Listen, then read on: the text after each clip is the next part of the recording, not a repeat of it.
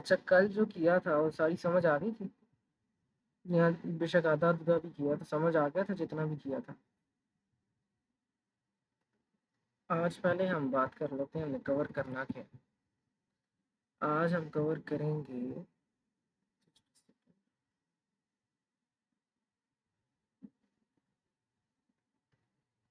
वो बता रहा हूँ। आज हमें कवर करना है कि क्लाइंट से आप किसी भी सर्वर पे कैसे रिक्वेस्ट करते हो उसका डेटा मंगवाने के लिए, ठीक है? और वो डेटा वापस आता है तो आप क्लाइंट पे कैसे शो करते हो। फॉर एग्जांपल, आप रिक्वेस्ट करोगे अपने पीएचपी क्लाइंट से, पीएचपी के ही क्लाइंट से आप रिक्वेस्ट करोगे किसी भी सर्वर पर। वो सर्वर कहीं पे भी दुनिया पे पड़ा होगा, और इसका काम ये है कि मुझे क्लाइंट रिक्वेस्ट करते हैं,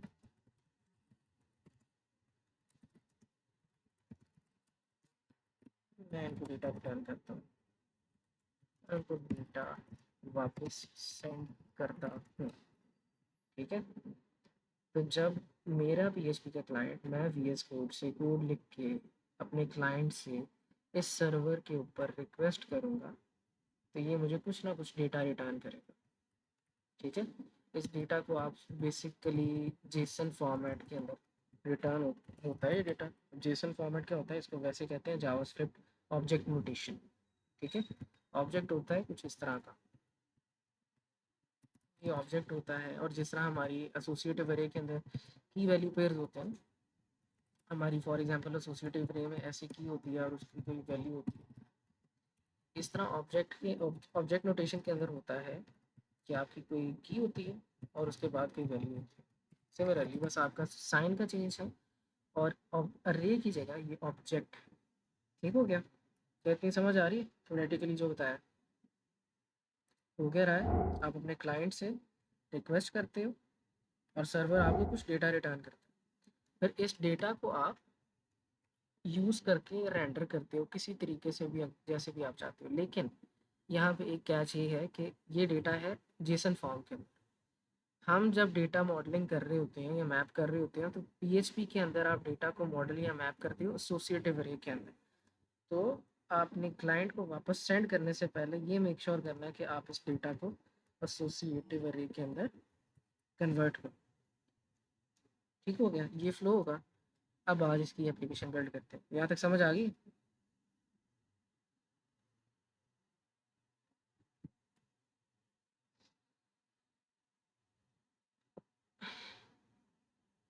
तो बोल दो, समझ आ गई यहाँ तक?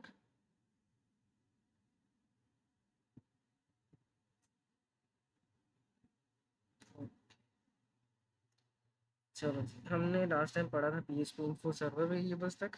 अब ऑब्जेक्ट ओरिएंटेड प्रोग्रामिंग से स्टार्ट करते हैं। अब किस किस ने पहले ये पढ़ी है सी प्लस प्लस के अंदर, ये बताया चलो। अगर डिफाइन कर सकते हैं तो डिफाइन करें,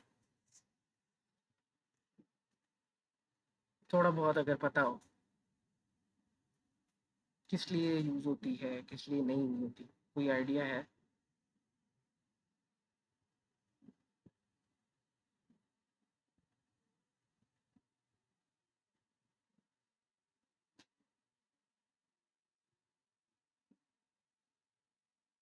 हम्म,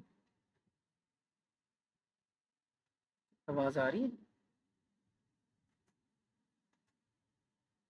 जो भी था वही भूल गया। अच्छा, ऑब्जेक्ट ओरिएंटेशन बेसिकली पैराडाइम है। पैराडाइम कहते हो आप एक कोड लिखने का तरीका है, ठीक है? Nothing else. आप फंक्शन लिखते हो, उसके अंदर भी आप टेम्पलेट एक बिल्ड कर रहे होते हो कि अगर मैं उसको कोई वैल्यू दूंगा तो वो कोई फ्लाफ ऑपरेशन परफॉर्म करेगा। On the other hand object oriented programming में भी एक पैराडाइम है जिसके अंदर आप पूरा एक ब्लूप्रिंट तैयार करते हो। आप एक पूरी मशीन तैयार करते हो कि ये क्या इनपुट्स एक्सेप्ट कर सकता है, ठीक है? उस इनपुट के ऊपर ये क्या फंक्शंस परफॉर्म करेगा, कौन से एक्शन परफॉर्म कर सकता है, और बेसिकली क्या आउटपुट दे सकता है, ठीक है? अब ये जो आउटपुट देता नहीं देता ऑब्जेक्ट के फॉर्म के अंदर, जिस फॉर्म के अंदर आप इसको समझ सकते हो कि इसी फॉर्म के अंदर जिस तरह हमने डिस्कस किया ना, इसी फॉर्म के अंदर ये आपको एक ऑब्जेक्ट रिटर्न करता है। ठीक हो गया? इस ऑब्जेक्ट को बिल्ड करता है, आप इसको ये भी कह सकते हैं, या कंस्ट्रक्ट करता है, ये भी कह सकते हैं। अब करते हैं स्टार्ट। ऑब्जेक्ट ओरिएंटेड प्रोग्रामिंग आप करते हो क्लासेस के ज़रिए।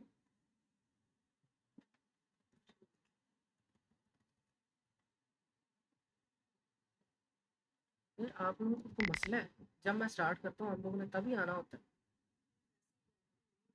ये सादा ने कमरे में जाए, इसको भी चला दो, कुछ नहीं होने लगा अगर 15 मिनट बैठ जाओ। मैं पढ़ा रहा हूँ, मुझे उलझन होती है इस तरह, आप लोग तीनों आके सिर पे बैठ गए हो मेरे। आपको ही पता ही है, मैं चले जाता हूँ, मुझे क्या था। कल भी यही हो रहा था, मैं बैठा ही हूँ तो सारे आ गए।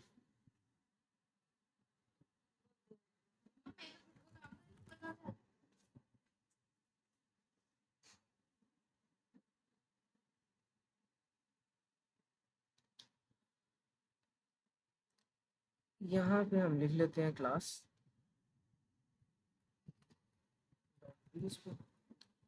पीएचपी के अंदर अगर आपने क्लास लिखनी है, फर्स्ट ऑफ ऑल तो आपने सबसे ऊपर लिखना है पीएचपी की क्लास को ओपन करना। ठीक है, उसको बंद करना नहीं करना आपकी मर्जी है। अब इस फाइल के अंदर हम सिर्फ पीएचपी लिख रहे हैं तो इसको बंद करने की ज़रूरत नहीं है। ठीक हो गया।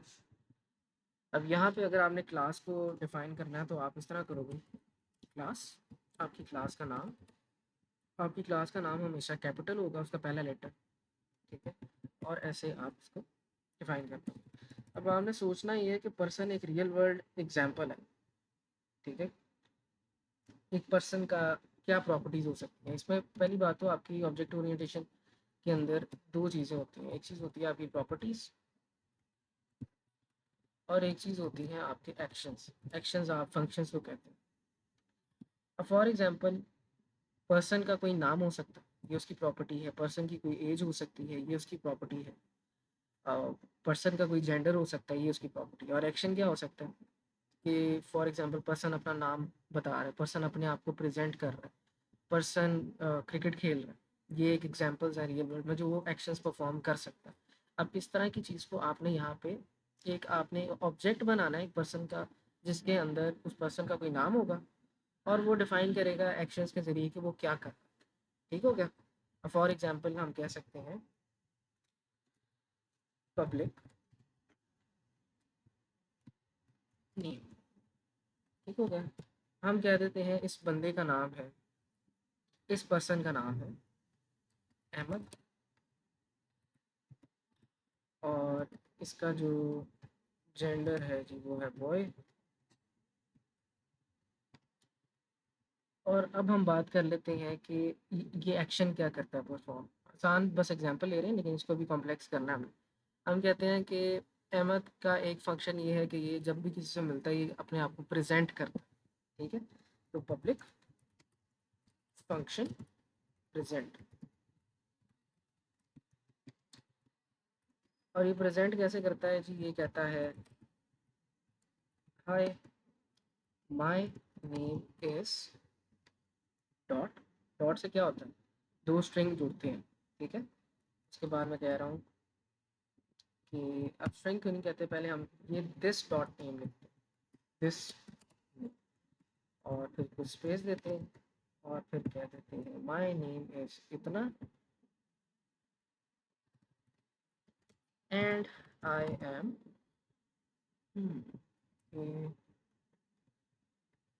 This gender. ठीक है, अब ये दिस किसको रिप्रेजेंट कर रहा है, ये दिस रिप्रेजेंट करेगा जो भी ऑब्जेक्ट उस जो इससे बनेगा। ठीक है, करंटली आप समझ सकते हो। आपको अगर मैं विजुअली समझाऊँ तो ये इस तरह होगा, इस चीज़ से जब आप ये कोड लिखते हो तो आप बेसिकली ये कह रहे हो कि आप एक फैक्ट्री तैयार कर रहे हो जो एक ऑब्जेक्ट क्रिएट करेगी,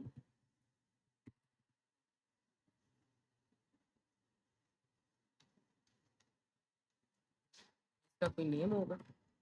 ठीक है, और जिसका कोई जेंडर होगा और जो अपने आप को प्रेजेंट कर पाए। ठीक हो गया।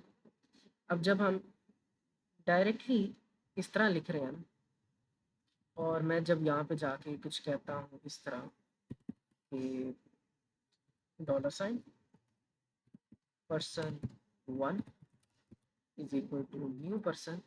जब मैं इस तरह ये फंक्शन कॉल करता हूँ क्लास का, ठीक है, तो मैं एक पर्सन को कंस्ट्रक्ट करता हूँ। आप समझ लो कि मैं एक पर्सन को बना रहा हूँ, लेकिन उसको वैल्यूज़ वगैरह मैंने देनी है। अब हमने यहाँ पे वैल्यूज़ हार्ड कोड की हैं, तो जब हम इस तरह पर्सन को कॉल करते हैं तो हम बेसिकली एक ऑब्जेक्ट बना रहे हैं जिसके अंदर एक पर्सन क्रिएट हो रहा है, उसका नाम है एप्लो, उसका जेंडर है बॉय, और जब वो अपने आप को प्रेजेंट कर रहा है तो वो कहता है माई नेम इज़ दिस। जो दिस लिखा है ना, वो दिस रिप्रेजेंट करता है इस करंट ऑब्जेक्ट, जो भी ऑब्जेक्ट उससे बनेगा। फॉर एग्जांपल मैं इससे कोई नया ऑब्जेक्ट भी क्रिएट कर सकता हूँ इसी क्लास से। हो सकता है उसका नाम अहमद ना हो, उसका नाम अयूब, ठीक है। तो फिर दिस डॉट नेम रिप्रेजेंट करेगा इस ऑब्जेक्ट के दिस डॉट नेम। समझ आ रही है कुछ? आप बेसिकली क्लास से सिंपली एक ऑब्जेक्ट कंस्ट्रक्ट कर, तो थोड़ी बहुत समझ आई है? अच्छा जी, अब थोड़ा सा इसको कॉम्प्लेक्स करते हैं। हम कहते हैं कि ये जो नेम है ये खाली, ठीक है। जेंडर जो है वो भी हमने नहीं दिया अभी, ठीक हो गया, लेकिन हमने फंक्शन इसको ऐसे ही रहने दिया। अब हमने डिस्कस करना है कि हम प्रॉपर्टीज़ को कैसे कंस्ट्रक्ट कर सकते हैं। जब हमने कहा ना कि हम इसको एक ब्लूप्रिंट, इसको एक टेम्पलेट लेके समझ रहे हैं, हम बेसिकली चाहते हैं कि मैं न्यू पर्सन के अंदर वैल्यूज़ को पास कर सकूं। फॉर एग्जांपल मैं अगर अहमद कहता हूँ तो ये नेम की प्रॉपर्टी अहमद की इक्वल हो जाए, और जब मैं कहता हूँ जेंडर बॉय तो ये जेंडर की प्रॉपर्टी हो जाए आपकी बॉय के इक्वल। अब आपने एक चीज़ याद रखनी है, जब भी आप एक ऑब्जेक्ट, क्लास के ऑब्जेक्ट को कॉल करते हो तो कंस्ट्रक्टर एक नाम की चीज़ होती है। आपने सी प्लस प्लस में पढ़ी होगी कंस्ट्रक्टर डिस्ट्रक्टर्स, कभी ना कभी पढ़ी हो। कंस्ट्रक्टर क्या होता है, वो आपके ऑब्जेक्ट को बिल्ड करता है, उसको वैल्यूज डिफाइन करता है। अब अगर इसके ऊपर आप होवर करोगे ना तो यहाँ पे कह रहा है class person does not have any constructor and shall be called without arguments. वो कह रहा है कि अभी आपने कोई कंस्ट्रक्टर नहीं बनाया तो इसको आप आर्ग्यूमेंट्स के बगैर ही कॉल करो। तो हमारा काम ये है कि हमने अब कंस्ट्रक्टर बिल्ड करना है, ठीक है। कंस्ट्रक्टर क्या है? कंस्ट्रक्टर आपका सिंपली एक फंक्शन ही होता है, और उसको आपने लाजमन ऐसे ही लिखना है, किसी और तरीके से नहीं लिखना। Public function underscore underscore construct, ठीक है। अब मैंने क्या क्या पास किया है यहाँ पे? मैंने नेम पास किया और जेंडर पास किया। अब यहाँ पे मैं नेम और जेंडर एक्सपेक्ट कर लूँ कि मुझे जब मेरा इस ऑब्जेक्ट जब क्रिएट किया जाएगा पर्सन का, तो मैं चाहता हूँ कि जो भी बंदा इनपुट दे रहा है वो नेम और जेंडर का दे, ताकि मैं इन वैल्यूज़ को चेंज कर सकूँ, ठीक है। तो नेम और जेंडर, अब जब मैं ये नेम और जेंडर एक्सेप्ट कर लूँ बाहर से इनकी वैल्यू, तो जो मेरे ऑब्जेक्ट के अंदर नेम पड़ा है जिसको मैंने कोई वैल्यू नहीं दी, उसको मैं इक्वल कर दूँ उस नेम के जो पास किया गया मेरे, ठीक है। सिमिलरली जेंडर को, क्या मैं समझ आई इस बात की?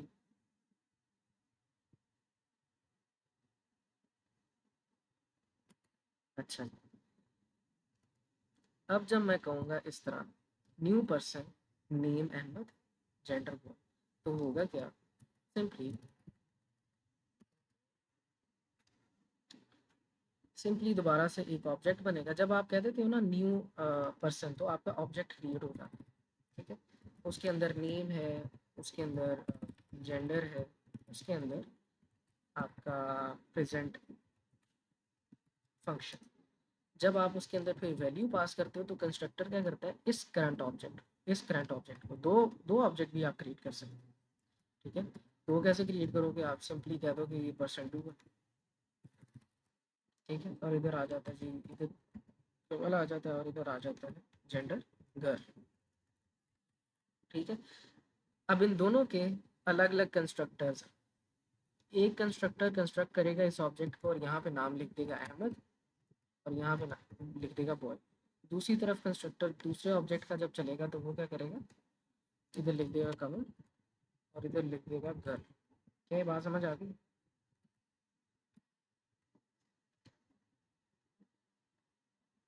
क्या ये बात समझ आ गई? अच्छा, अब आपने इनको कॉल कैसे करना है? फर्स्ट कहते हैं आपने ऑब्जेक्ट तो बिल्ड कर लिया है, ठीक है। अब आपने इस ऑब्जेक्ट को प्रिंट कैसे करना? कल हमने डिस्कस किया था कि आप एक्को से चीज़ों को प्रिंट कर सकते हो, लेकिन अगर आपका डेटा स्ट्रक्चर, यानी कि डेटा स्ट्रक्चर होता है कि जिसके ऐसा फॉर्म जिसके अंदर डेटा आप स्ट्रक्चर करते हो, अरे एक डेटा स्ट्रक्चर है, ऑब्जेक्ट एक डेटा स्ट्रक्चर है, कोई भी ऐसा डेटा स्ट्रक्चर जो थोड़ा सा कॉम्प्लेक्स है, स्ट्रिंग या फिर नंबर्स के अलावा है, बूलियंस के अलावा है, उसको आप वार डंप के ज़रिए करते हो प्रिंट। ठीक है, और हमने इसके लिए एक फंक्शन फिर बनाया था कि वार डंप ही कर रहा है, लेकिन वो HTML के ज़रिए थोड़ा सा इसको अच्छा फॉर्मेट दिया। ठीक हो गया। अब इसको हम यहाँ पे यूज़ करें, हम कह देते हैं ed, और इसके अंदर हम पास कर देंगे %1। अब अभी ये dd फंक्शन क्या रन होगा,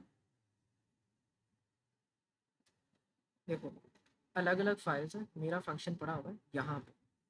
ठीक है, मुझे इस फंक्शन को किसी तरीके से इस फाइल के अंदर लेके आना, किधर लेके क्लास की फाइल के अंदर। तो सिंपली मैंने ये करना है कि मैंने ऊपर टॉप पे जाके लिखना है require function dot php।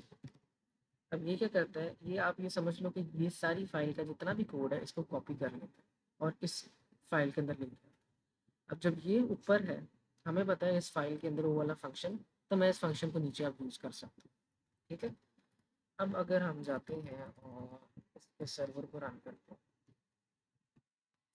HPS localhost,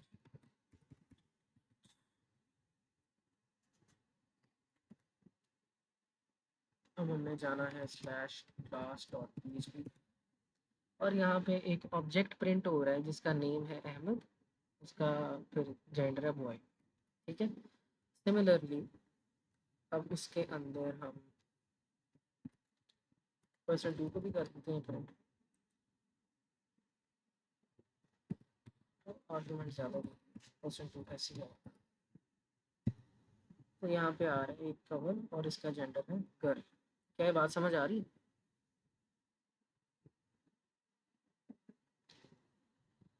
अब इसके अंदर फर्दर आप ये कर सकते हो कि आप स्पेसिफिकली वाज़ेह तौर पे बता सकते हो कि जो मेरा नेम होगा वो स्ट्रिंग होगा या नंबर होगा।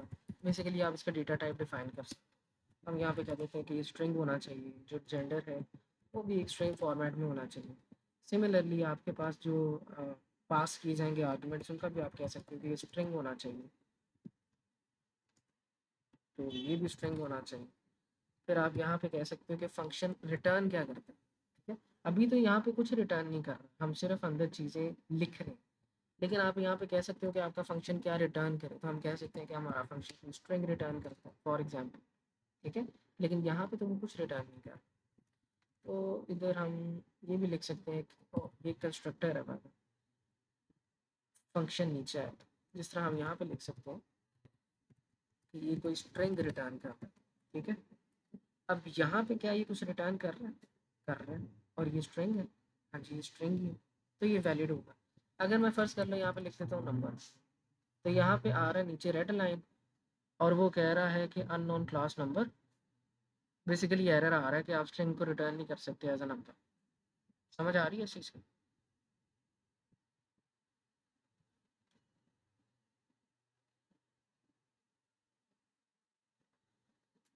अच्छा जी, अब इसको एक दफ़ा देख लें, फिर चलते हैं आगे।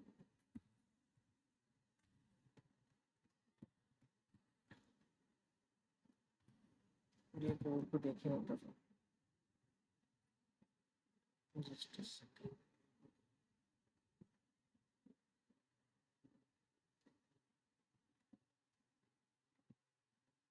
ओ फाइल को खराब हो गया।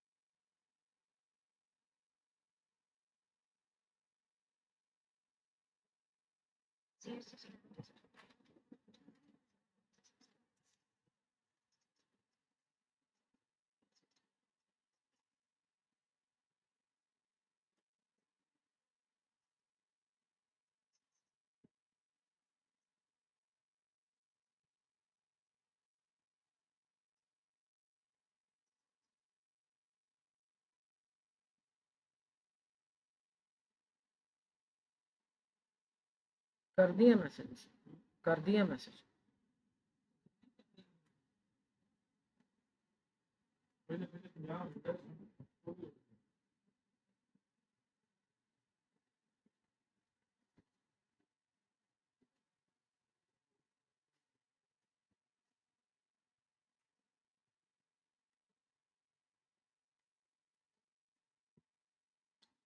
अच्छा, ऊपर कंस्ट्रक्टर को स्ट्रिंग क्यों नहीं, को नहीं हटाना, नहीं कंस्ट्रक्टर के ऊपर स्ट्रिंग को नहीं इस वजह से हटाना है क्योंकि कंस्ट्रक्टर आपको प्री बिल्ट मिलता है उसके अंदर, वो आपका अपना फंक्शन नहीं है, उसकी अपनी कॉन्फ़िगरेशन है। अगर आपने देखनी है तो आप कंट्रोल को दबा के इसके अंदर जाके देख सकते हो कि पर्सन आपका कैसे बना हुआ है। एक सेकंड, अगर आप यहाँ से नहीं ना मिल रहा तो सिंपली इधर जाके लिखें पीएचपी कंस्ट्रक्ट,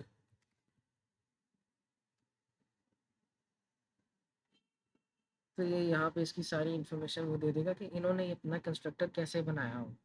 ठीक है, इसको आप नहीं छेड़ सकते, इसको आप हाँ एक्सटेंड कर सकते हो, जिसको आप इनहेरिटेंस कहते हो ऑब्जेक्ट ओरिएंटेड प्रोग्रामिंग के अंदर, लेकिन इसको आप कन्फिगर नहीं कर सकते कि ये क्या रिटर्न करता है क्या नहीं करता। इसका बेसिकली काम यही है कि ये ऑब्जेक्ट्स को बिल्ड करता है, नथिंग एल्स।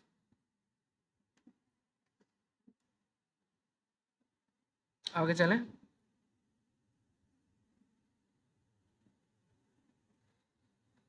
अच्छा जी, अब कल वाले पे आ जाते हैं कि हमने कल क्या बिल्ड किया।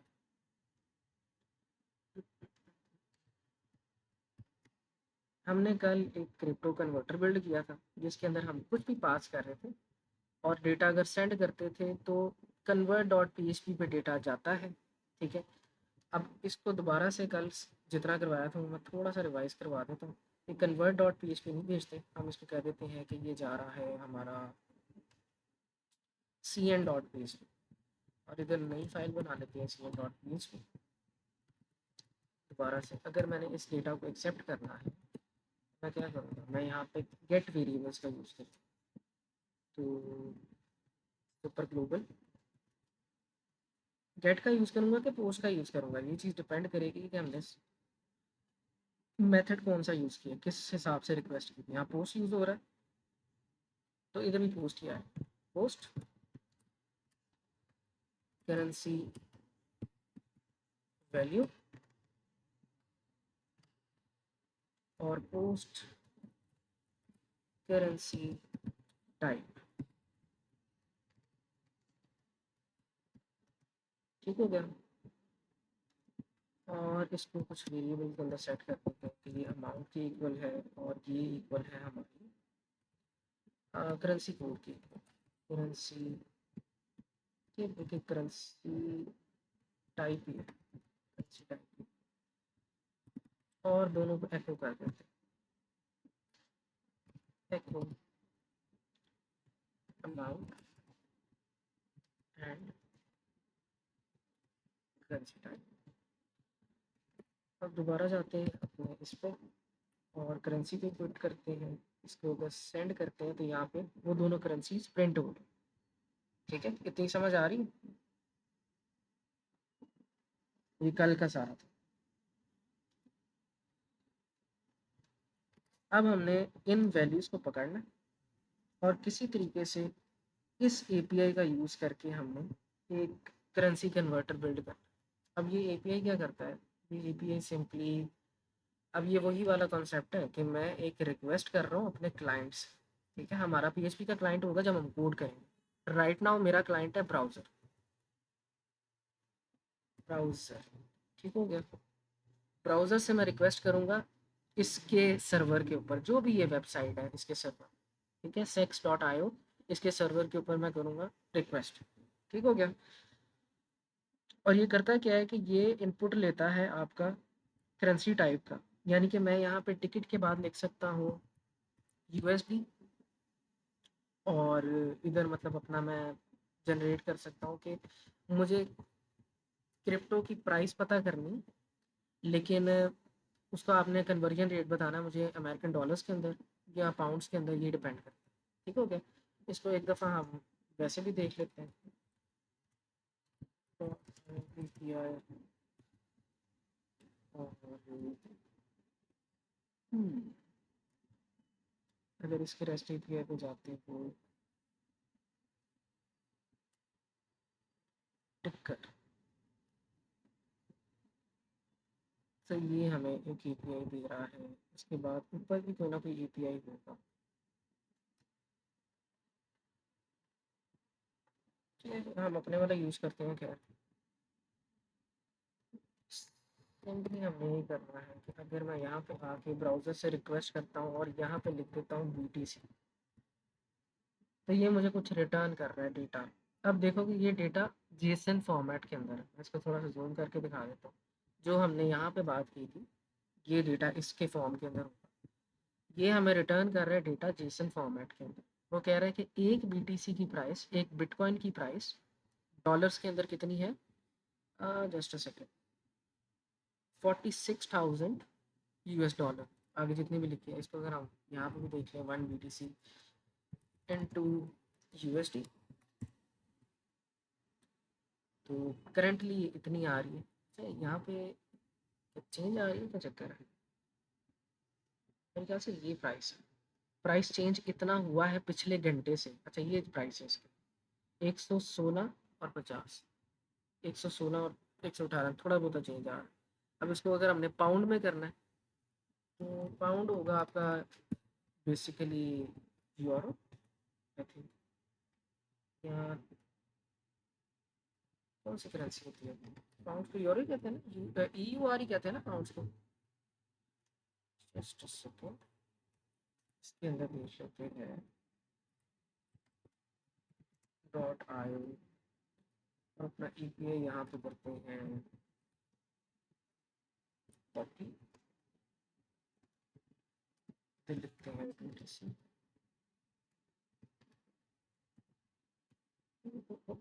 मेरे ख्याल से हमने यहाँ पे गलती कर दी। बिटकॉइन को ही करना था और ये यूएसडी को चेंज करके हमने यूरो के अंदर कर दिया। अब आ गए। ठीक है, तो वो यहाँ पे कह रहा है कि आपकी आस्क जो है वो 99 या 98 जितना भी है। यहाँ पे दोबारा से बीटीसी को यूरो के अंदर अगर करते हो तो अप्रॉक्स वही आ रहा है, लेकिन थोड़ा सा ऊपर नीचे डिफरेंस है। हमने अब करना है ये, हमने कन्वर्टर बनाना है जो बेसिकली हमारी लोकल होस्ट से लेगा हमारी वैल्यूज़। हम उस पर डिफ़ाइन करेंगे कि बीटीसी होगा या इथेरियम होगा, अपना कॉइन डिफ़ाइन करें और डेटा सेंड करें। ठीक है, फिर हमारी वैल्यू के हिसाब से, यानी कि अगर हम लिखते हैं यहाँ पे 123, तो इसका मतलब है कि 123 बिटकॉइंस का मुझे रेट बताओ कि यूएसडी के अंदर कितना बनेगा। ठीक है, तो करेगा ये क्या, यहाँ से वैल्यू जाएगी 123 को ये मल्टीप्लाई कर देगा इस आस्किंग वैल्यू से। ठीक हो गया, क्या समझ आ रही है।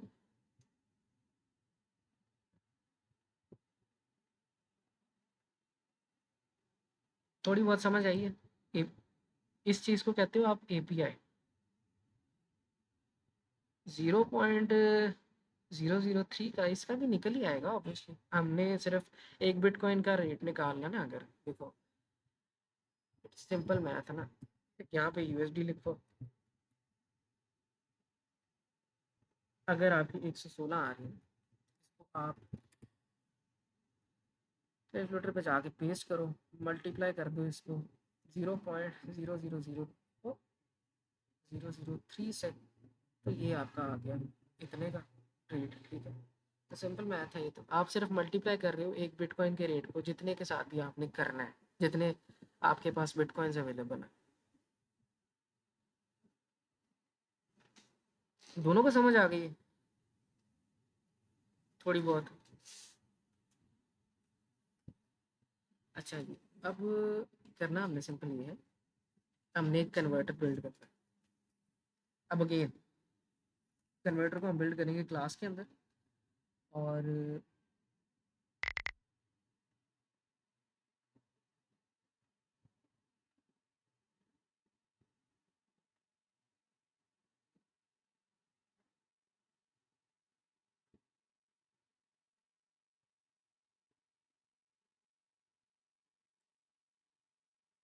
उसमें कितना करना चाहिए।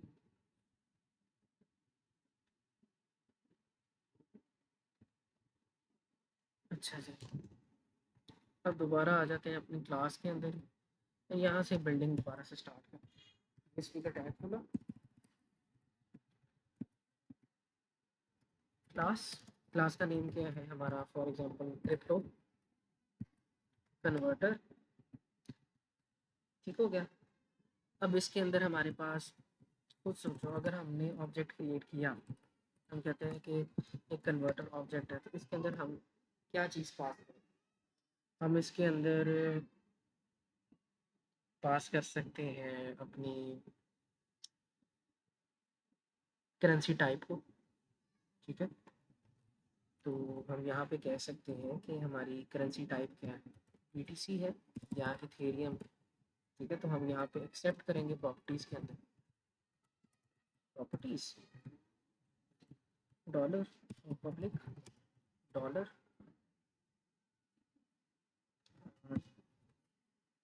करेंसी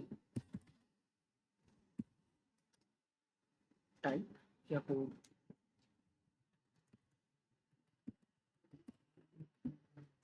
और इसके अंदर एक्शंस में आ जाएगा हमारे पास एक कंस्ट्रक्टर जो हमारी करेंसी टाइप को बिल्ड करेगा, और फिर हमारे पास एक कन्वर्ट फंक्शन आ जाएगा। एआई मुझे एक दे रहा है सजेशंस। अच्छा, यहाँ पे हमने अब चीज़ें चेंज कर दी। करेंसी टाइप के अंदर हमने बता दिया कि हमारे पास हमारा इथेरियम या बीटीसी आ गया। ठीक है, अब हम यहाँ पे अपने यूआरएल को कॉपी कर लेते हैं, और थोड़ा सा ना, थोड़ा सा ज़रा दोबारा समझते हैं। अगर मैं वापस आ जाऊँ अपने डॉक्यूमेंट के ऊपर, तो यहाँ पे मैं अपनी करेंसी टाइप सेंड कर रहा हूँ अभी। ठीक है, तो करेंसी टाइप हमें लेने की ज़रूरत नहीं है, ये डेटा हमारे पास पहले से अवेलेबल है। फिर करेंसी वैल्यू भी मैं सेंड कर रहा हूँ, ये भी लेने की ज़रूरत नहीं। हमें जिस चीज़ की ज़रूरत है वो है हमारा करेंसी कोड, कि हमने इसको यूएसडी के अंदर करना है या फिर हमने इसको करना है पाउंड वगैरह के अंदर। ठीक है, तो दोबारा से करेंसी कोड, इधर भी करेंसी कोड लिख देते हैं और इधर भी करेंसी कोड लिख देते हैं। ठीक हो गया। अब मैं यहाँ पे पास करूँगा कि वेदर ये यूएसडी है, ये यूरोपियन है, या जो भी कंट्रीज हम लेकर हैं। पीकेआर के अंदर तो एरर आ जाएगा है ना यहाँ पे। तो इधर फर्दर हम अब डिस्कस करते हैं कि जो डेटा होगा हमने उसके साथ क्या करना है। हम कहते हैं कि हमने कन्वर्ट करना है, ये डेटा हमें सेंड होगा। फॉर एग्जांपल हमें 123 आता है और बीटीसी हमें आया।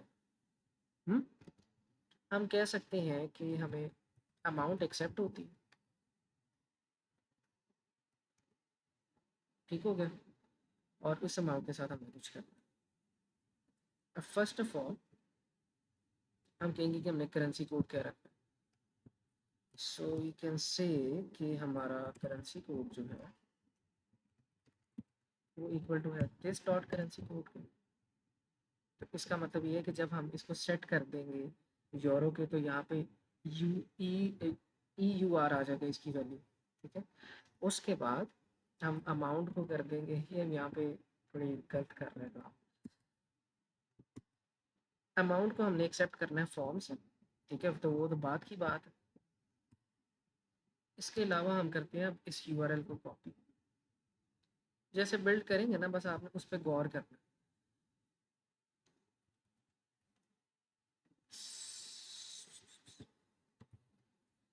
अब इस यूआरएल का क्या करना है, इसको एपीआई भी कह सकते हो, इसको यूआरएल भी कह सकते हो, आपकी अपनी मर्जी। अब ध्यान से देखो, हमने यहाँ पे क्या लिखा था, ये टिकर के बाद हम लिखते थे बीटीसी, ऐसे ही। अब बीटीसी हमें कौन सेंड कर रहा है, हमें फॉर्म सेंड कर रहा है, ये वाली कर रहा है ना, तो इसको हम एक्सेप्ट कर सकते हैं। हम कह सकते हैं कि यहाँ पे हमारी आएगी करेंसी टाइप। ठीक है, या क्रिप्टो टाइप कह सकते हो या क्रिप्टो कह सकते हो, आपकी अपनी मर्जी। ठीक है, और इसके बाद हम यहाँ पे अमाउंट की बात करते हैं कि हमने ये क्रिप्टो की वैल्यू को बाहर से कहीं से एक्सेप्ट करना है। अब हमें पता है हमारी यूएसडी है चीज़। ठीक है, तो ये करेंसी कोड भी यहाँ पे अब हम हार्ड कोड नहीं करेंगे, ये क्रिप्टो के बाद यहाँ पे आ जाएगा करेंसी। अब क्या हो रहा है, अगर मैं बाहर से पास करता हूँ, लेट से मैं कहता हूँ EUR। अब हमारा पहली चीज़ तो हमारी प्रॉपर्टी हो जाएगी यूरोपियन पाउंड्स के इक्वल। उसके बाद अगर मैं कहता हूँ सी कन्वर्ट, और यहाँ पे मैं पास कर देता हूँ 1 2 3, और इधर मैं पास कर देता हूँ जी BTC। ठीक है, तो हमारे पास ये क्रिप्टो के अंदर BTC आ जाएगा, इधर हमारी आ जाएगी यूरोपियन की वैल्यू। अब इस अमाउंट का 1 2 3 का क्या करना है? 1 2 3 का मतलब है मेरे पास 123 बिटकॉइंस है। ठीक हो गया। जब ये डेटा मुझे कुछ रिटर्न कर देगा, और ये क्या रिटर्न करेगा पहले हम इसको देखें। इसको कहते हैं कि आप जेसन इसने रिटर्न करने ना, जेसन को आप कुछ इस तरह करोगे कि हमने जेसन को करना है पास। पहले इसी को देखते हैं, इसको हम डी करते हैं और यूआरएल को करते हैं प्रिंट। अच्छा, अब मुझे एक चीज़ बताएं, थोड़ा सा ही कंफ्यूजिंग लग रहा होगा, अभी आ जाएगी समझ। मुझे एक चीज़ बताएं, अगर मैंने इस क्लास को यूज़ करना है अपने कन्वर्ट ऐप के अंदर, इसके अंदर, तो कैसे करूँ? कन्वर्ट के अंदर करें या लेट्स से CN के अंदर करना है, तो इसको कैसे करूँ?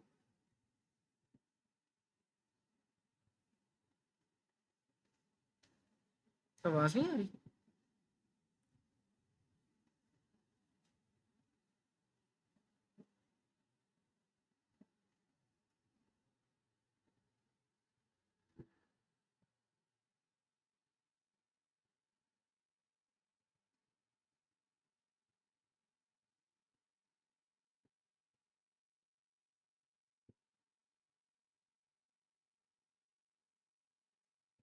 एक्शन नहीं नहीं नहीं, मैंने कहा है कि देखो, फॉर्म सबमिट नहीं कर रहे, फॉर्म का काम हो गया, मैंने इस क्लास को उस फाइल के अंदर यूज़ करना है, तो हम इस क्लास की फाइल को रिक्वायर करेंगे दूसरी फाइल के अंदर। ठीक है, फॉर्म की बात नहीं हो रही, जब आपने फॉर्म सबमिट करना है तब एक्शन की बात होगी। हम सिंपली टॉप पे जाएंगे, इधर जाके कह देंगे रिक्वायर क्लास डॉट PHP। अब मैं उस क्लास का यूज़ कर सकता हूँ, बेसिकली उस क्लास के ज़रिए ऑब्जेक्ट को क्रिएट कर सकता हूँ। मैं क्या करूँगा, यहाँ से सी लिखूँगा और इधर लिख दूँगा crypto converter, new crypto converter. ठीक हो गया। अब इधर मैंने अमाउंट कौन सी देनी है जी, ये वाली अमाउंट दे देते हैं। अमाउंट पास कर दी, उसके बाद हमने पास कर दी ये करेंसी टाइप। अब यहाँ पे वो कह रहे हैं कि too many arguments to the function construct, जिसका मतलब ये है कि हमने अपने कंस्ट्रक्टर को बहुत ज़्यादा वैल्यूज दे दी हैं, और वो गलत इस वजह से हो गया क्योंकि हमने अपने कंस्ट्रक्टर को वैल्यू देनी थी अपने करेंसी की, कि हम कौन सी करेंसी के अंदर कन्वर्ट करना चाहते हैं, तो यहाँ पे हमने वैल्यू दे दी USD। अब इसके ऊपर हम कन्वर्ट को कॉल करके फिर इसके अंदर ये वैल्यू, क्या थोड़ी बहुत समझ आ रही है कि मैंने क्या किया? देखो, जब हम कंस्ट्रक्टर बिल्ड कर रहे थे, ऑब्जेक्ट जब बिल्ड कर रहे थे, तो हम एक्सेप्ट कर रहे थे करेंसी को, यानी कि यूरोपियन के अंदर करना है या अमेरिकन डॉलर्स में करना है। हमने कंस्ट्रक्ट किया, उसके बाद कन्वर्ट मेथड को कॉल किया अपने ऑब्जेक्ट के ऊपर, उसके अंदर हमने अमाउंट को जो सा एक्सेप्ट किया, और क्रिप्टो जो भी टाइप हमने करनी है उसको एक्सेप्ट किया। ठीक है, अब इस URL जो भी ये रिटर्न कर रहा है, हमने इसको देखना है कि ये क्या रिटर्न कर रहा है।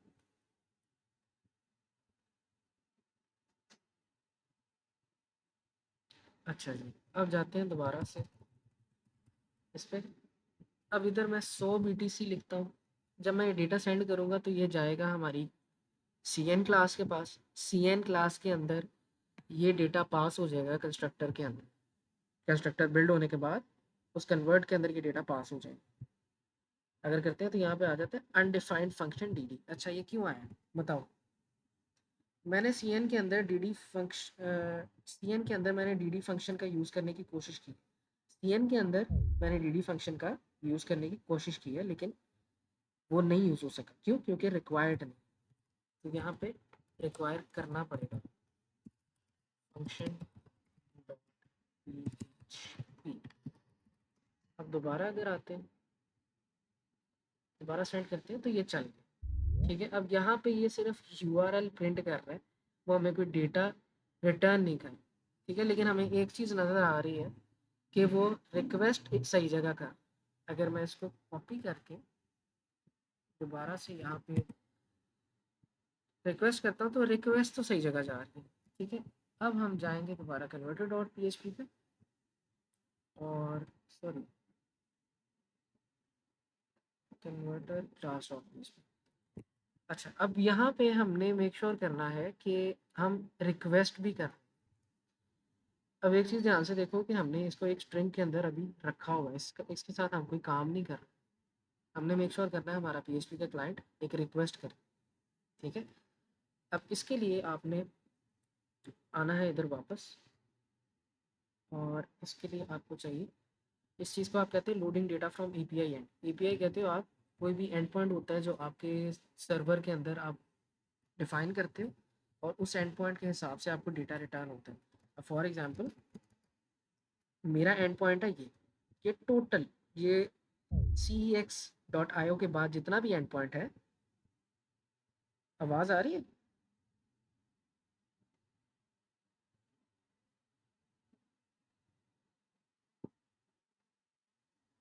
आपको आ रही है आवाज़?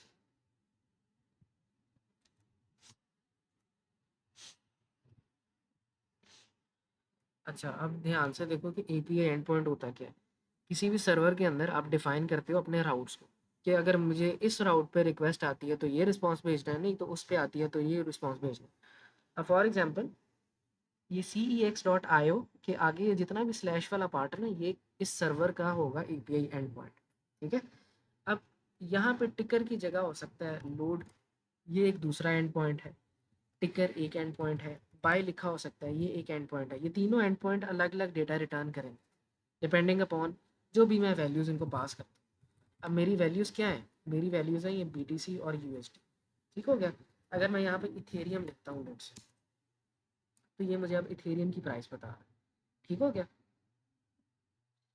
इसी तरीके से अब हमने रिक्वेस्ट करनी है पीएचपी से। पीएचपी से आप कैसे रिक्वेस्ट करोगे? आप यहाँ पे एक फंक्शन का यूज़ करो, फाइल गेट कंटेंट्स, और इसके अंदर हम यूआरएल पास करेंगे। अब ये क्या करता है? ये फंक्शन चेक करता है कि आपकी जो भी आप उसके अंदर पास करोगे, ये चेक करेगा उसको कि क्या ये फाइल है। अगर फाइल नहीं है तो ये चेक करेगा क्या ये कोई आप रिक्वेस्ट भेजना चाह रहे हो कहीं पे, और किसी सर्वर के थ्रू आप उस फाइल का डेटा निकालना चाह रहे हो। अगर तो ये कोई यूआरएल होगा तो ये ऑटोमेटिकली समझ जाएगा और उस यूआरएल पे रिक्वेस्ट करेगा, जैसे ब्राउज़र रिक्वेस्ट करता है।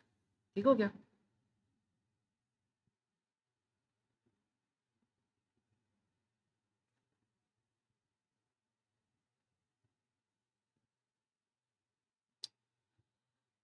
अच्छा जी, अब ये हमें कोई ना कोई डेटा रिटर्न करेगा जेसन फॉर्म के अंदर जिसमें हमने बात की है।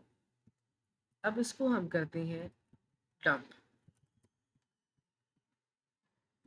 तो ये हमें क्या डेटा रिटर्न कर रहा है, सिर्फ हमें ये दे।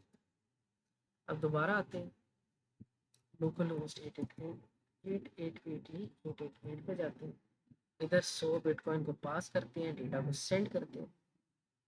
अब ये लोड कर रहा है कुछ डेटा, और इसने हमें कुछ डेटा रिटर्न भी किया। ये ऊपर देखो नज़र आ रहा है, टाइम स्टैम्प लो फ्ला फ्ला फ्ला फ्ला फ्ला फ्ला, और इसने हमें डेटा वही रिटर्न किया जो हमें यहाँ पे रिटर्न हुआ था पहले। अभी हमने की है रिक्वेस्ट पीएचपी के जरिए। समझ आइए कुछ? पीएचपी के जरिए हमने रिक्वेस्ट की है और उसने हमें कुछ डेटा रिटर्न किया। लेकिन हमने पहले आपसे कहा था कि पीएचपी इस तरह के ऑब्जेक्ट को पढ़ नहीं सकता, तो इसको हमने एसोसिएटिव अरे के अंदर कन्वर्ट कर। वो कैसे करना है? जेसन को हमने डीक्रिप्ट करना है और इसको अपना एक हमने फॉर्मेट देना है। वो कैसे दे सकते हो? Data is equal to JSON decode true. अब ये जो एसोसिएटिव और ये जेसन लिखा आ रहा है ना, ये आपकी गाइडेंस के लिए वीएस कोड देगा, वैसे ही नहीं आता फंक्शन के अंदर लिखा हो। जेसन डी कोड फंक्शन क्या करता है? जेसन को पकड़ता है और उसको एसोसिएटिव अरे के अंदर कन्वर्ट करता है। बस दोबारा से लास्ट में लिख देते हैं डी डेटा। अब दोबारा पास करते हैं, इस दफ़ा 133 कर देते हैं पास। अब यहाँ पे हमें एक एसोसिएटिव अरे मिल रही है। ठीक हो गया। अब वो वहाँ पे कह रहा है कि आस्क के अंदर आपके पास कुछ इस तरह का डेटा, क्या ये समझ आ रही है?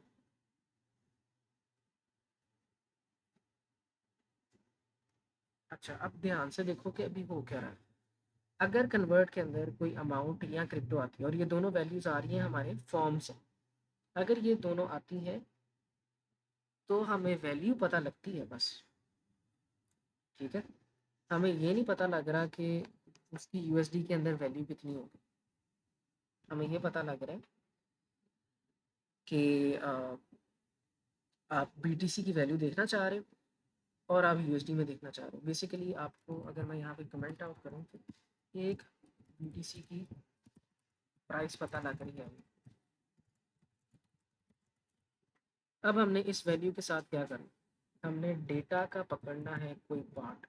डेटा एक हमें पता है अभी कह रही है। अच्छा, इसको बीडी ही करते हैं। डेटा के अंदर से हम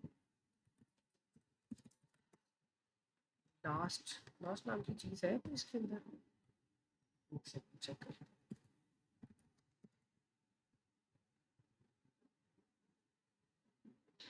पेयर है, प्राइस चेंज है, फिर प्राइस चेंज है, आस्क है इसके अंदर। हम सिंपली करते हैं कि डेटा के अंदर से आस्क को निकालते हैं।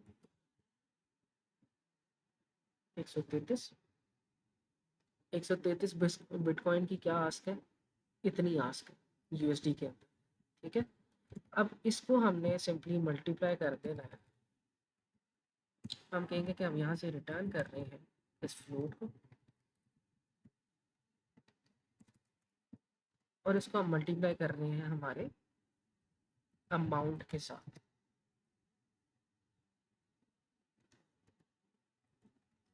एक बीटीसी की प्राइस है इतनी यूएसडी डॉलर्स के अंदर, तो जितनी हमारी अमाउंट होगी, जितने बीटीसी होंगे, उसके साथ ये मल्टीप्लाई करेंगे तो हमें पता लग जाएगा कि 133 बीटीसी की प्राइस कितनी है। ये डेटा हम रिटर्न कर रहे हैं। ठीक है, अब इस डेटा को अगर हम रिटर्न कर रहे हैं तो इसको रिटर्न करके किसी वेरिएबल के अंदर हम स्टोर भी कर सकते हैं। आपका फंक्शन जब भी कुछ रिटर्न करेगा तो आप उस वैल्यू को कहीं पे स्टोर कर सकते हैं। सीएन के अंदर हम इसको पास कर रहे हैं तो इसकी वैल्यू को हम स्टोर कर लेते हैं। यहाँ इधर लिख लेते हैं कि टोटल अमाउंट और इक्वल लिख लेते हैं। और अब इसको हम कर लेते हैं। अब अच्छा, इसको आप एको भी कर सकते हो। एको इस वजह से क्योंकि अब ये एक अमाउंट है, ये एसोसिएटिव अरे नहीं, तो आप इसको सिंपली एको भी कर सकते हो। टोटल अमाउंट, इसे पीछे थोड़ा स्ट्रिंग भी लिख लेते हैं, इसी को स्ट्रिंग के अंदर लिख लेते हैं। when you convert amount or currency type in USD, वैसे USD की जगह हम लिख सकते हैं C और इसके बाद लिख सकते हो आप currency code. You get a total amount of ये। अब दोबारा से करते हैं और इसके पूरे फ्लो को देखते हैं। अगर मैं 100 क्रिप्टो बिटकॉइंस को सेंड करता हूँ और चाहता हूँ कि मुझे यूएसडी के अंदर इसका पता चलेगा कि कितने के हैं, कह रहा है when you convert 100 BTC in USD you get a total amount of इतने। अब इसको हम टेस्ट भी करते हैं लेकिन टोटल अमाउंट से पहले $1 का साइन लगा दोबारा से। वो कह रहे हैं कि आपके पास इतने डॉलर्स बनते हैं अगर आप 100 बिटकॉइंस को यूज़ करते हैं। ठीक है, कन्वर्ट करते हैं तो 100 बीटीसी को कन्वर्ट करके देख लेते हैं। 100 बीटीसी इन यूएसडी और तकरीबन इतना ही बनते, 1,16,000। और हमारा कितना आ रहा है, 1,16,000 कुछ आ रहा है। अच्छा, ये फ्लोट हमारा पॉइंट्स के अंदर नहीं दे रहा। एक सेकंड, एसोसिएटेड अरे क्रिप्टो कंटेंट जैसे अमाउंट, इसको फ्लोट में देना चाहिए।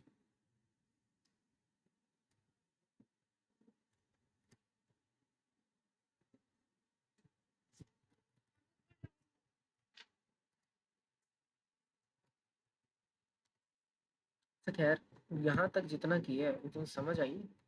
अगर पहले तो ये बताया।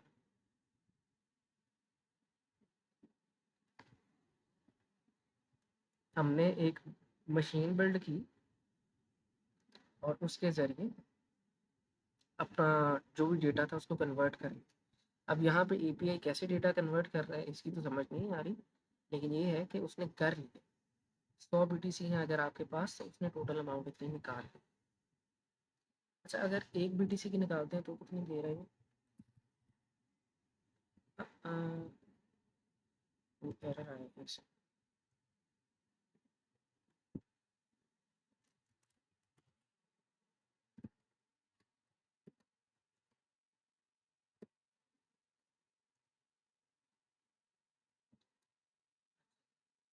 यहाँ पे पॉइंट आ रहा है, वो कह रहा है कि अगर आप एक बीटीसी को कन्वर्ट करते हो यूएसडी के अंदर तो आपके पास टोटल अमाउंट आ जाती है कितनी? 1,16,112। अच्छा, उसने सही दी थी वैल्यू, ये नीचे लिखी हुई है, सही वैल्यू दे रहा है। अगर आप इस 100 को करते हो तो आ जाती है यहाँ पे 10 लाख। कितना आ रहा है? 1 मिलियन, जितना भी आ रहा है, 1 2 3 4 5 6 7 8, और 1 2 3 4 5 6 7 8, ऑलमोस्ट उतनी ही वैल्यू बता रहा है, लेकिन अप एंड डाउन हो रहा है यहाँ पे क्योंकि लाइव ट्रैक आ रहा है थोड़ा सा ऊपर नीचे इस वजह से। लेकिन हमें पता लग गया कि हमारी वैल्यू कितनी है। अब अगर हम बात करें कि हमें चाहिए यही सेम वैल्यू लेकिन इथेरियम के अंदर, सो 100 इथेरियम इक्वल होते हैं आपके इतने यूएसडी के। ठीक हो गया?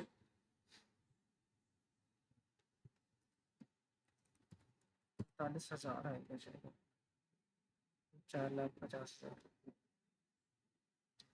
और यहाँ पे कितना आ रहा है? 4,50,400, 4,50,500 कुछ, ऑलमोस्ट आइडेंटिकल।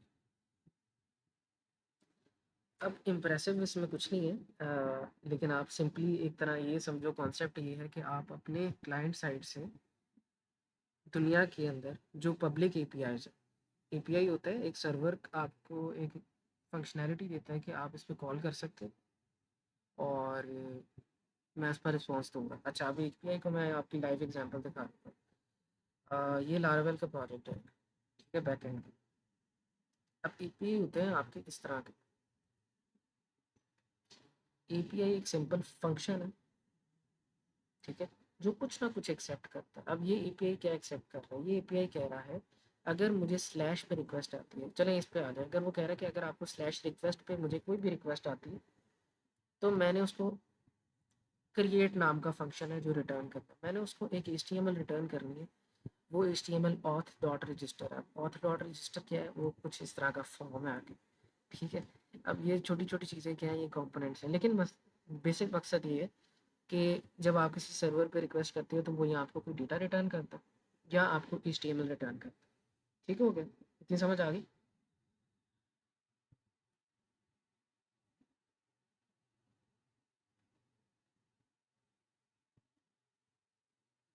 अच्छा जी, अब नेक्स्ट क्या है? वैसे तो सारा कर लिया हमने। अब आप एक काम करें, कोई क्वेश्चन है अगर तो पूछें, नहीं तो मेरी सजेशन ये है कि जो अभी किया है इसको आप प्रैक्टिस करें। ये जो हमने यहाँ पे काम किया इसको आप कहते हो ऑब्जेक्ट ओरिएंटेशन। हमने एक मशीन बिल्ड की है, रियल लाइफ हमने कन्वर्टर बिल्ड किया, हमने देखा है कि हमें उसके अंदर क्या क्या चीज़ें चाहिए थी, ठीक है, वो हमने पास कर दी और फिर हमने एक फंक्शन बिल्ड कर लिया। अच्छा, अब ज़रूरी नहीं है कि आप इसके अंदर सिर्फ ये चीज़ें पास कर सकते, आप इसको थोड़ा सा और चेंज भी कर सकते हो। आप कह सकते हो कि मेरे कन्वर्टर के अंदर पब्लिक टोटल अमाउंट भी होगी, टोटल अमाउंट में एक सिंपल अमाउंट में। मेरे कन्वर्टर के अंदर हमारे पास क्रिप्टो की वैल्यू भी होगी कि मैंने क्रिप्टो कौन सी हिसाब से लेना है, इथेरियम लेना है या फिर बिटकॉइन लेना है, उसके हिसाब से यहाँ पे आप इनकी वैल्यूज़ को अपडेट करोगे। इज इक्वल टू अमाउंट जो मैं उनके पास करूँगा, और क्रिप्टो इज इक्वल टू रिक्टो, अब ये यहाँ पे हम एक्सेप्ट कर लेते हैं। ठीक हो गया। अब नीचे हम क्या चेंज कर सकते हैं, अब यहाँ से हम ये चीज़ें निकाल सकते हैं क्योंकि ये अब हमारे दिस के अंदर आ, सिंपली हम यहाँ पे कह सकते हैं दिस क्रिप्टो, और यहाँ पे भी हम कह सकते हैं दिस क्रिप्टो। ठीक हो गया। अब इससे ये कुछ डेटा निकालेगा, फिर उसको इनकोड करेगा। ठीक है, और वो कहेगा कि जो भी अमाउंट है हमारी, अब यहाँ पे अमाउंट हमारी दिस अमाउंट, ठीक है, और ये डेटा रिटर्न करेगा। अब हम सी एन पे आएंगे, यहाँ पे जो डेटा हमें आ रहा है अब हम कन्वर्टर के अंदर ही पास कर सकते हैं। हम कह सकते हैं कि हमारे कन्वर्टर को हमें यूएसडी में चाहिए चीज़, उसके बाद हमें जो करेंसी कोड होगा हमारा, तो करेंसी कोड नहीं है सर, अमाउंट है हमारे पास जो, वो हमारी अमाउंट की इक्वल है, और जो करेंसी टाइप है वो करेंसी टाइप की इक्वल है। अब ये टोटल अमाउंट हम निकाल सकते हैं और डायरेक्टली हम सी के ऊपर कन्वर्टर कॉल कर सकते हैं। कन्वर्ट कॉल कर दिया,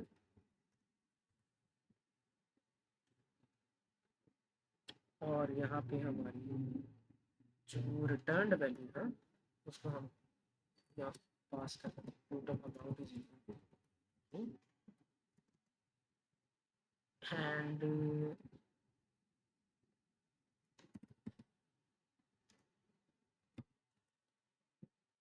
अभी भी ये वर्क करेगा। वो कह रहा है अनडिफाइंड अरे की आस्क, अनडिफाइंड अरे की आस्क, लाइन 22 के अंदर एरर। दोबारा जाते हैं क्लास के अंदर, लाइन 22 के अंदर वो कह रहा है कि आपका आस्क का एरर आ रहा है। अब आस्क का एरर, अगर आपने एरर्स वगैरह देखने हैं तो आपने उस लाइन से पिछली लाइन को हमेशा करना है प्रिंट, इससे आपको एरर की बेहतर तरीके से समझ आ जाए। सेंड करते हैं, हमें एरर आ रहा है इनवैलिड सिंबॉलिक पेयर्स। बेसिकली हमारा जो एपीआई है वो सही तरीके से हमें चीज़ रिटर्न नहीं कर रहा। ठीक है, तो हम यहाँ पे जाएंगे और इधर जाके हम इस यूआरएल को आप करेंगे प्रिंट, यूआरएल, नीचे वाली लाइन्स को कमेंट आउट कर देते हैं, दोबारा डेटा सेंड करते हैं, और यहाँ पे वो कह रहा है कि BTC, हालांकि होना चाहिए BTC और USD। तो यहाँ पे गलती हमने क्या की है, हमने दिस डॉट क्रिप्टो 2 दफ़ा लिख दिया, यहाँ पे आना था हमारा करेंसी को। अब नीचे वाली वैल्यूज को अगर हम करते हैं ऐसे, और अपने डेटा को रिटर्न करते हैं, return data ask into this amount.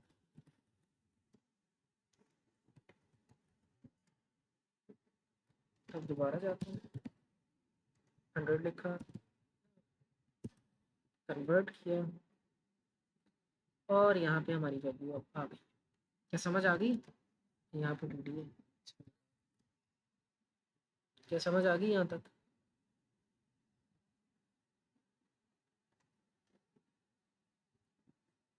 अब यहाँ तक अभी आप प्रैक्टिस करें। अगर आपको ये कोड फाइल चाहिए, सारा का सारा कोड चाहिए, तो मुझे बता दें, देख के बेशक प्रैक्टिस कर लो, लेकिन प्रैक्टिस लाजमी कि लिखना कैसे है। Laugh laugh laugh laugh.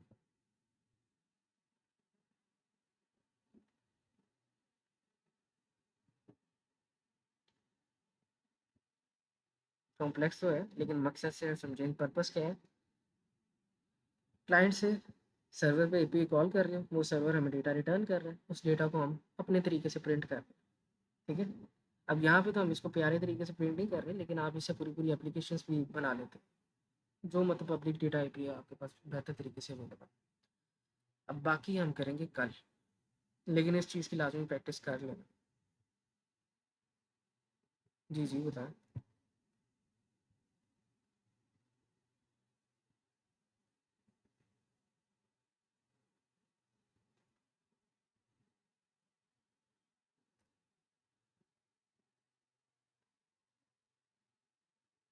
हाँ, ये बहुत यूज़फुल अगर हम एक बीडी से, हाँ, एक बीडी से कम की भी निकाल सकते हैं। एक सेकंड, एक बीडी से कम की निकालने का कोई इतना मतलब कि मुश्किल काम तो नहीं है, मैथ्स ही है सिंपल। ये देखो 0.5 लिखता होगा यहाँ पे और इसको सेंड कर देते हैं। तो यहाँ पे वो कह रहा है कि please enter a valid value, the two nearest values are 0 and 1। ठीक है, वो कह रहा है कि ज़ीरो वैल्यू आप डाल नहीं सकते, लेकिन हम इसको चेंज कर लेते हैं। हम कह देते हैं कि हमारा जो इनपुट है, इनपुट टाइप हमारा टेक्स्ट है फॉर एग्जांपल। ठीक है, अब ये टेक्स्ट की वैल्यू जाएगी आगे। ठीक है, तो टेक्स्ट की वैल्यू को हम जब यहाँ से एक्सेप्ट करेंगे अमाउंट को, इसकी मल्टीप्लिकेशन से पहले हम इस टेक्स्ट की वैल्यू को ना कर लेते हैं चेंज। हम कह देते हैं this amount is equal to number, this number कह लो या फ्लोट कह लो,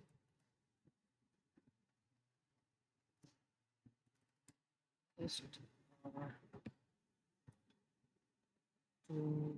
नंबर। इसका कोई ना कोई फंक्शन होगा, उसको चेक कर।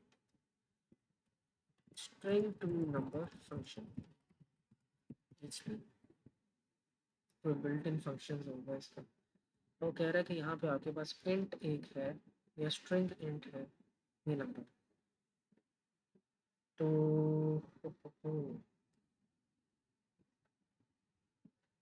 कैसे इसको पास कर इंट या फ्लोट। वो कह रहा है कि आप यहाँ पे फ्लोट फंक्शन का यूज़ कर सकते हो और इस वैल्यू को आप कर सकते हो फ्लोट के अंदर कन्वर्ट। कह रहा है क्या आ रहा है, call to unknown function float. तो इंट की बात करते हैं, इंट भी फंक्शन नहीं है, एक यहाँ पे दिखा रहा है फंक्शन।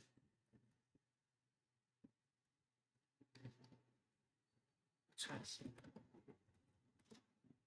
चलो देखते हैं, लेट्स सी कि ये हमारी प्रॉब्लम को सॉल्व करता है कि नहीं करता।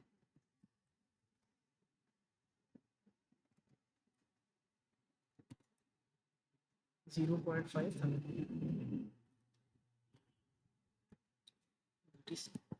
Send data. तो यहाँ पे आ गया 58,056। अगर तो अब अगर इसको आप जाके यहाँ पे कर लेते हो 0.5 BTC USD, तो 5859 ठीक हो गया। कर आप सकते हो, बस आपने अपने टूल्स का सही तरीके से इस्तेमाल कर, या आपकी उनकी लिमिटेशंस पता होनी चाहिए।